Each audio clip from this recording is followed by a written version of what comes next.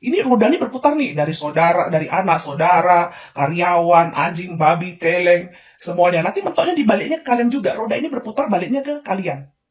Baliknya ke kalian. Tumbal terakhir tetap dirimu sendiri. Dan itu menyakitkan.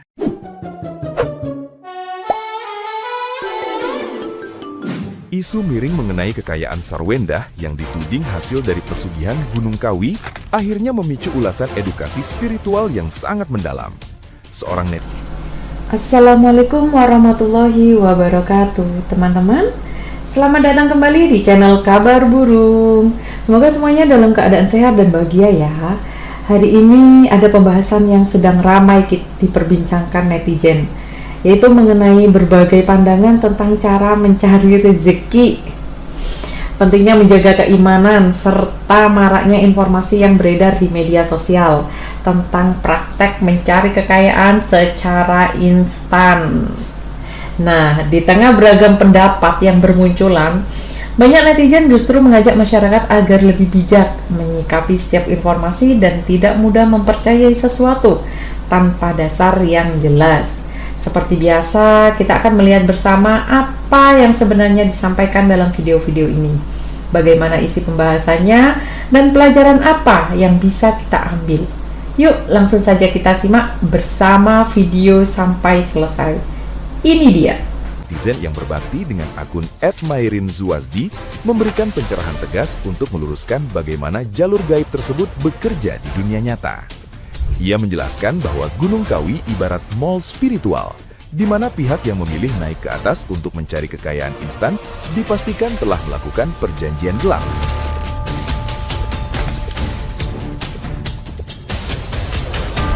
Netizen yang budiman tersebut memperingatkan bahwa harta melimpah dari hasil kerjasama dengan entitas gaib merupakan kontrak mati penyerahan jiwa kepada iblis. Meskipun seseorang merasa bisa menumbalkan pekerja atau orang lain terlebih dahulu, putaran roda gaib itu pada akhirnya akan mentok dan menuntut nyawa pelaku sendiri sebagai tumbal terakhir. Segala sesajen yang disajikan di sana hanyalah media penyerap energi manusia yang dosa musyriknya sangat mustahil untuk diputuskan.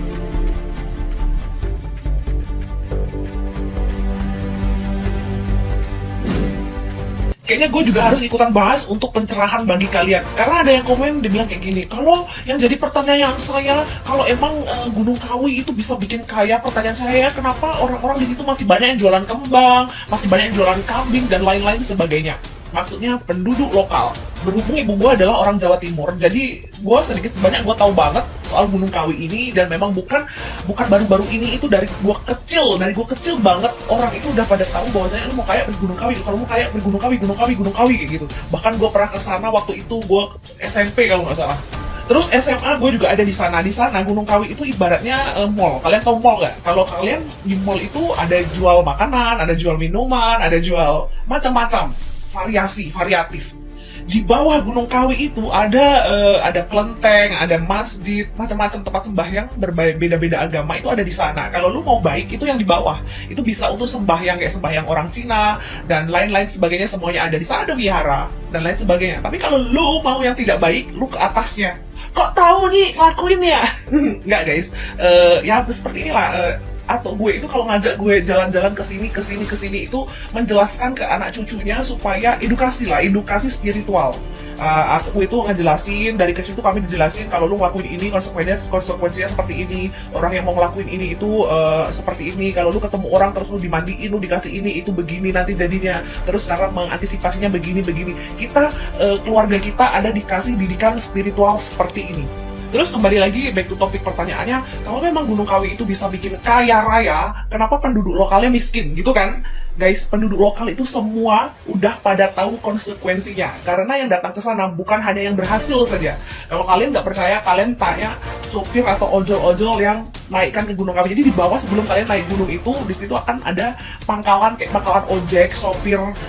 Nanti bawa ke atas itu ada. Tanya sama bapak-bapak itu. Bapak-bapak tukang ojek di sana. Bapak-bapak tukang ojek itu biasanya bawain orang dari dia susah sampai dia kaya, sampai dia hancur lebur. Itu banyak guys. Kalau kalian mau tanya story, jangan tanya sama ibu-ibu yang jual kembang, yang jual dan lain sebagainya, itu jangan. Dia nggak akan ngaku guys. Tanya sama tukang ojeknya. Nanti tukang ojeknya akan bilang, iya kak, saya pernah nganterin orang dari miskin terus kaya terus sampai nggak ada nggak ada sisanya. Mereka pasti akan jujur. Tapi kalau kalian mau suruh dia cerita, ya kalian kasih ajak nongkrong, kasih rokok, minum kopi gitu. Di sana ada tukang ojek yang biasa nganter ke atas tuh ada. Jadi Gunung Kawi itu ibarat mall guys. Kalau kalian mau cari yang baik-baik, yang enak-enak ada. Kalau kalian tergantung tujuan kalian. Kalian mau hiking pun di sana bisa. Kalian mau healing pun di sana ada. Kalian mau nginap pun di sana ada penginapan. Tapi tergantung tujuan kalian apa. Kalau kalian mau edukasi spiritual di sana juga bisa. Tapi kalau kalian mau kaya itu ke atas lagi. Nah itu yang untuk kaya. Guys, edukasi spiritual itu penting tau guys, supaya kalian tuh nggak gampang dibohongi, nggak mudah dimanipulasi oleh para orang-orang yang mengaku pintar yang bekerja sama dengan iblis. Itu bahaya. Terus ada lagi yang komen sama gue, kak kalau gue pesugihan tuyul itu gimana? Apakah itu besok harta? Sama aja guys, sama aja. Kalian mau tuyul, mau susuk, mau kalian pelihara Pak Bahlil, tapi kalau kalian sudah melakukan persembahan itu secara tidak langsung kalian sudah kaki kanan kalian sudah masuk neraka, kaki kiri kalian masih di dunia. Ibaratnya kalian udah kontrak tanda tangan untuk menyerahkan jiwa kalian kepada iblis secara tidak langsung. Terserah lah apa itu namanya, mau kalian pakai susuk lah, mau kalian pakai penglaris lah, mau kalian pakai toyol, mau kalian pakai babi, mau kalian pakai udang, mau kalian pakai lobster. Kalau sudah melakukan persembahan sesajen itu yang ada ayam, yang ada kambing, yang ada sapi, nah udah itu udah TTD tanda tangan masuk dunia gelap. Secara tidak langsung kalian menyerahkan jiwa kalian, jiwa anak cucu kalian untuk ikut sama iblis. Secara tidak langsung, dan benang merah itu susah diputus. Jangan berpikir bahwasannya, kan bapakku yang pesugihan, aku anaknya nggak mungkin kena. Siapa bilang? Kan banyak tuh yang komen di bawah itu pada bilang kayak gini, gak apa-apa lah aku menderita, biarlah aku jadi setan, gak apa-apa. Yang penting anak cucuku bahagia. Siapa bilang? Belum tentu, karena kekayaan yang didapat atas kerjasama dengan dunia sebelah itu semu. Gampang lah, kan nanti kalau pesugihan bisa numbalin pekerja, nggak usah numbalin keluarga kan bisa. Jadi gini, kalau kalian bilang mau pesugihan, mau numbalin mantan, mau numbalin musuh, mau numbalin anjing, babi, bisa. Tapi setelah putaran tumbal ini habis, akan balik ke kalian sendiri. Itu terakhir, maksudnya tuh makanan terakhirnya. Ini roda ini berputar nih, dari saudara, dari anak saudara, karyawan, anjing, babi, kelek, semuanya. Nanti mentoknya dibaliknya ke kalian juga. Roda ini berputar, baliknya ke kalian. Tumbal terakhir tetap dirimu sendiri. Dan itu menyakitkan. Atau gua udah banyak sekali ngelepasin orang yang berusaha lepas dari pesugihannya tapi nggak bisa. Toh, bantu saya menyesal melakukan ini, toh, hidup saya tidak tenang, bantu saya, toh. Atau saya cuma bilang, maaf mas, ini sudah bukan kuasa saya, ini sudah kuasa Tuhan. Karena kau sendiri sebelumnya sudah memasrahkan diri kau kepada iblis dengan rela hati tanpa kau sadari. Kan kemarin aku tumbalin ayam itu cuma harfiah saja, nggak ada namanya jin atau iblis itu makan ayam, makan kembang, nggak ada. Kalian menyediakan sesajen. Itu yang diserap tuh energi kalian. Secara tidak langsung kalian menyerahkan energi kalian untuk dimakan sama mereka. Bukan harfiahnya jin makan kembang, jin makan kambing, enggak. Itu cuma harfiah, nggak ada jin yang makan kambing, terang-terangan makan kambing itu enggak. Kalian bilang sari-sari. Oke, saya potong dulu ya videonya. Pada video ini, narasumber mengajak masyarakat agar tidak mudah tergiur dengan janji memperoleh kekayaan secara cepat tanpa usaha. Menurutnya, setiap orang sebaiknya memahami bahwa rezeki yang baik diperoleh melalui kerja keras, doa, dan ikhtiar yang benar. Ia juga menekankan pentingnya memiliki bekal ilmu agama agar tidak mudah dipengaruhi oleh orang-orang yang menawarkan jalan pintas dengan mengatasnamakan hal-hal gaib atau supranatural. Selain itu, ia mengingatkan agar masyarakat tidak langsung mempercayai cerita yang beredar tanpa mencari penjelasan dari berbagai sumber yang dapat dipercaya. Pesan utamanya adalah menjaga keimanan, menghindari perbuatan yang bertentangan dengan keyakinan, serta membangun kehidupan dengan usaha yang halal dan bertanggung jawab. Lanjut. Itu kan menyerap sari-sarinya, itu energi yang kalian suguhkan besar. Susah ngejelasinnya. Sesajen itu cuma media. Jadi tetap yang dimakan itu energi kalian. energi ya, energi. Mau kalian sediakan kentang goreng kayak, mau kalian sediakan udang goreng kayak, tempe goreng, tahu goreng, terserah. Tapi yang kalian suguhkan itu berarti energi kalian. Kalian merelakan bahwasanya jiwa raga kalian untuk dipasahkan ke mereka. Medianya apa? Sesajen itu tadi. Makanya di dalam Islam itu ada dalilnya. Hal-hal kayak gitu itu hukumnya musyrik, dan menduakan Tuhan itu adalah dosa besar. Agak kekot tahu. Udah gue bilang, atau gue udah banyak nolongin orang tapi nggak lolos, nggak jebol.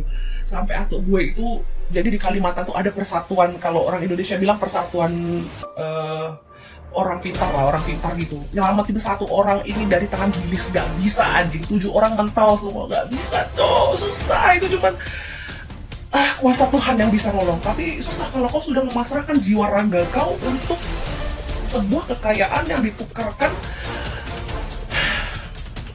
Susah mau ngomong ya. Gue kasih tau sama kalian ya, kalau memang pesugihan gak ada tumbal, atau gue udah kaya. Kalau memang pesugihan tuh gak ada tumbal, gue yang udah kaya. Kalau memang pesugihan gak ada tumbal, ibu gue, bapak gue udah kaya. Lu tau, udah kaya. Kayak mana enggak? Atau gue bisa? Pikir lagi guys, gak ada kekayaan yang instan. Ngelonte aja, itu butuh proses. Oke?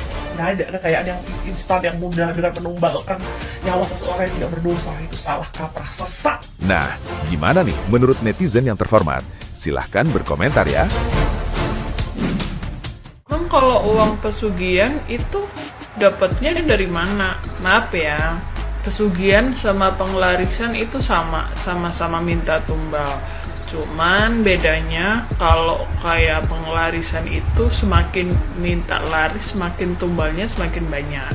Nah kalau udah nggak ada tumbalnya, dia tuh akan bangkrut ya, akan bangkrut, hidupnya akan apes, anak-anak turunannya. Tapi kalau yang namanya pesugihan, dia itu akan memakan siapapun yang diminta dan bisa memberi makan itu kepada pembantunya. Pokoknya siapapun yang udah makan duitnya di sana minimal itu setengah tahun atau 3 bulanan. Terus biasanya mereka tuh dikasih baju ataupun makanan yang udah ada sesuatunya. Nah, kok Mbak Retno tahu? Ya tahu aja sih. Emang kenapa? Emang Mbak Retno pernah ngelakuin? Enggak, tapi aku tahu. Tapi ini ada cerita. Bapakku pernah bilang, semiskin-miskinnya anak turunanku nggak ada yang boleh melakukan yang namanya pesugihan. Karena, maaf, dulu ya intinya iman semakin tinggi itu kan semakin digoyahkan ya, semakin banyak ujian. Nah, ada cerita dari bapakku, dulu bapakku pernah dihina. Bahkan orang yang menghina bapakku tuh masih saudaranya mama aku tahu gitu orang-orangnya siapa, bahkan ada yang udah wafat. Dan aku ingat dia ngomong sama aku, bapak kamu tuh cuman bawa orang sama burung-burung doang. Yang tahu burung apa ya maksudnya itu tuh apa, bapak kamu tuh cuman kerjaannya tuh kayak suluk, tahu suluk nggak? Cuman kayak Zara gitu, suluk cuma sholat gitu-gitu doang, nggak dapet apa-apa gitu kan. Nah kan memang backgroundnya bapakku tuh kan, kakekku tuh kan kiai ya. Nah disitulah kayak bapakku tuh kayak mungkin kena gangguan, godaan setan ya. Bapakku pernah bilang gini, set gitu kan. Ada yang bilang sama bapakku, kamu kalau ikut aku kaya terus. Nah waktu itu bapakku suruh ngapain sama kamu. Nah di situ dia itu minta anak pertama, yaitu yang cowok, yaitu kakakku. Bapakku nggak mau, enak aja kata bapakku, nggak mau lah bapakku tuh. Nah terus waktu bapakku seperti itu, ya nggak mau lah ya bapakku. Alhamdulillah imannya itu kuat sama Allah Subhanahu Wa Taala. Nah di situ tuh kayak bapakku tuh kan orangnya tuh kan sering berzarah-zarah gitu. Makanya kemarin itu waktu bapakku habis meninggal belum ada 40 hari, aku tuh kan kayak didatengin banyak banget. Itu tuh kayak suruh berangkatin orang, menzarahkan orang, suruh mendoakan bapak aku. Yes, pokoknya intinya suruh memberangkatkan orang gitu untuk berzarah, yaitu emang arahnya tuh ke Panjalu sama Pamijahan gitu. Dan aku lakukan kan, alhamdulillah aku berangkatin orang 1 mobil bis gitu. Dan itu pun orang-orang yang aku pilih gitu, orang-orang yang nggak asal-asalan orang gitu ya. Nah karena setelah itu kan ya udahlah, bapakku tuh kan nggak mau karena dia mau minta anak pertama. Nah setelah itu karena bapakku tuh kan sering dihina sama keluarganya, maaf ya, keluarganya mamaku, bahkan kakek aku menghinanya, keluarga mama aku dari nenek aku juga menghinanya habis-habisan ya. Bahkan adiknya mama aku ya, aku ingat waktu aku kecil yang ngata-ngatain bapak aku sampai kakinya itu diangkat ke meja, digebrak ke meja gitu ya. Kalau ingat sakit hati, tapi kan fakta ya gitu kan. Nah ya aku tahu orang-orangnya yang suka menghina bapakku, bahkan suruh cerai sama mamaku gitu. Bahkan aku ya dikata-katain anaknya berubah. Nah itu tuh bapak aku tuh waktu itu cerita sama aku, makanya aku bilang aku tuh mau sekolah nggak sekolah bapak aku nggak pernah ngelarang, yang penting kalau nggak ngaji aku dipecut gitu. Pokoknya bapakku tuh didikannya lebih ke agama kuat gitu ya. Waktu itu bapak aku tuh sering dihina, tapi bapakku tuh kan orangnya emang sering ziarah gitu kan. Nah waktu dia ziarah di Panjalu, pokoknya di Panjalu dia itu ya namanya orang ya kayak berjarah gitu. Di situ dia lagi berdoa, nggak tahu di Panjalu atau Pamijan yang ada gua-guanya itu, aku nggak tahu di mana. Tapi setelah bapakku wafat itu aku memang didatangi banyak orang-orang bersorban itu gede tinggi itu bilang kalau aku suruh berangkatin orang berziarah ke 2 titik itu. Nah Dalam video berikutnya, pembahasan lebih diarahkan pada pentingnya mempertahankan prinsip hidup meskipun menghadapi berbagai cobaan. Narasumber menjelaskan atau menceritakan pengalaman keluarganya sebagai gambaran bahwa seseorang seringkali diuji ketika berusaha mempertahankan nilai-nilai yang diyakininya. Ia mengingatkan bahwa tidak semua tawaran yang tampak menguntungkan layak diterima apabila bertentangan dengan ajaran agama maupun hati nurani. Menurutnya, kesabaran, keteguhan iman, dan kerja keras akan memberikan ketenangan yang jauh lebih berharga dibandingkan mengejar keuntungan yang sesaat. Ia juga mengajak penonton untuk menjadikan setiap ujian sebagai penguat karakter dan tetap percaya bahwa setiap rezeki memiliki jalan yang telah ditentukan. Lanjut. Nanti the next itu ke Cirebon gitu. Nah, itu tuh bapak aku pernah bilang sama aku. Itu awal mulanya karena memang dihina, terus ada yang datang terus mau ngasih kekayaan tapi minta kakak aku, bapakku nggak mau. Nah terus yang keduanya itu pas bapakku lagi berziarah, berdoa di sana, seintinya itu tuh bapakku didatengin oleh banyak sosok-sosok berulama lah gitu. Orang lain nggak bisa ngelihat, hanya bapak aku aja yang bisa ngelihat. Dia tuh bilang kayak ini, udah nanti ada salah satu anak kamu yang bisa mengangkat derajat kamu, biar kamu itu nggak dihina sama keluarga istri kamu gitu. Intinya kamu tuh nggak pokoknya gitulah. Karena bapakku kan teguh keimanannya. Terus nanti kamu tuh punya anak, salah satu anak kamu tuh nanti dia itu bisa lah, dia diberi sesuatu yang beda dari yang lain. Walaupun banyak itu beda dari yang lain, dijaga, dirawat gitu ya. Terus itu nanti anaknya perempuan yang lahir itu dijaga dengan baik, itu yang akan mengangkat derajat kamu gitu kata bapakku kan. Itu yang dimaksudkan aku gitu. Terus dia bilang, didiklah anak kamu dengan ilmu agama yang benar gitu kan. Makanya aku bilang kalau nggak berangkat sekolah aku nggak apa-apa, tapi kalau nggak ngaji aku suka dipecut gitu kan. Terus itu tapi emang bener gitu,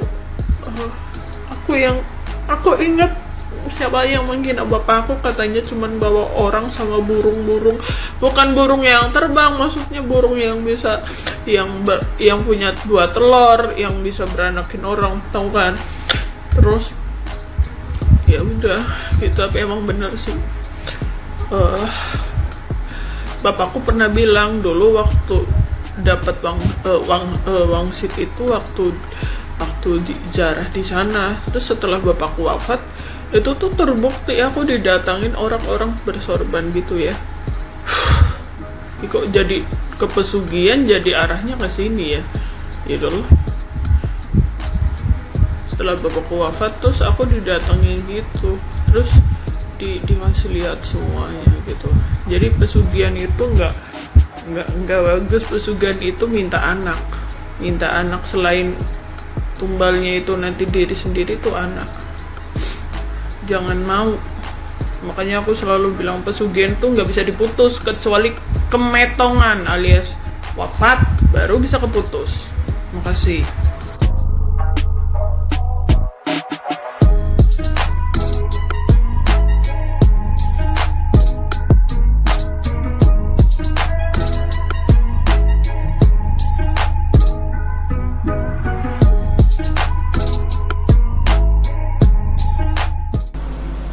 Pada bagian akhir, narasumber kembali menegaskan bahwa kekayaan bukanlah tujuan utama, apalagi harus mengorbankan nilai-nilai moral dan keimanan.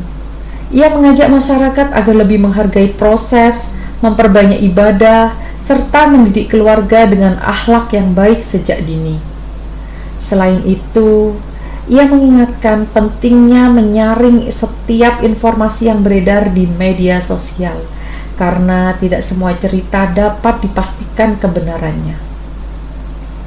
Menurutnya, cara terbaik memperoleh kehidupan yang berkah adalah melalui usaha yang jujur, betul, saling membantu sesama, betul, serta selalu mendekatkan diri kepada Tuhan.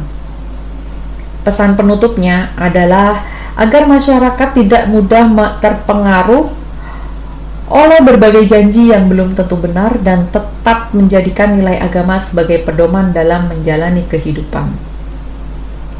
Itulah ulasan dan reaksi kita pada video kali ini. Terima kasih buat teman-teman sudah menonton sampai akhir. Kalau kalian punya pendapat, sudut pandang, atau informasi tambahan terkait topik ini, jangan ragu untuk menuliskan di kolom komentar. Saya selalu senang membaca berbagai pendapat dari kalian. Jika ada informasi yang kurang akurat atau ada hal yang perlu dikoreksi, silakan sampaikan dengan baik di kolom komentar agar kita bisa saling berbagi informasi yang lebih tepat. Sampai jumpa di video berikutnya dan salam hangat untuk semuanya.